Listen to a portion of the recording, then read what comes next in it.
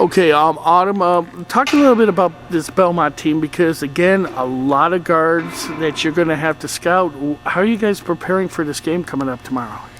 You know, with technology, we're able to go online and we're able to get tapes that way. So we've had, as soon as we found out, I mean, we have access to being able to go and upload and download games. So we've been watching, our staff has been watching them for the last 3 days. So we're right around 5 or 6 games. So we feel like we have a pretty good feel for Belmont and who they are. And they're a really tough team. They really are. This is their first year in the OVC.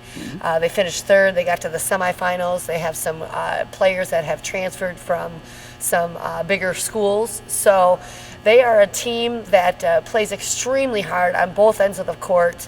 And we have to, like you said earlier, we have to make sure that we contain their perimeter kids because they do a nice job of coming off ball screens and looking to push, and they have some great shooters that come off the bench.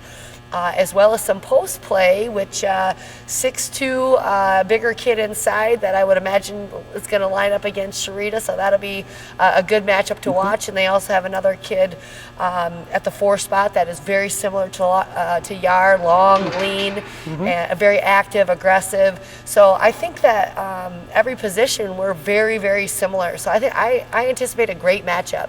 Have you learned from the Green Bay game on how to deal with streak shooters per se? Because that Green Bay shooter, I'm thinking, okay, they've got shooters on Belmont also. You know what? It is one of those things where with Green Bay, they're so talented and they're so precise with everything they do. You know, it would be virtually impossible to take everything away from them.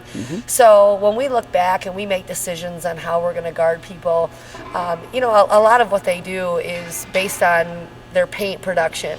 So when we looked at it, we thought, you know, hey, if the more 3-point shots that we can get them to take contested, that we can get them to take, the better off we'll be.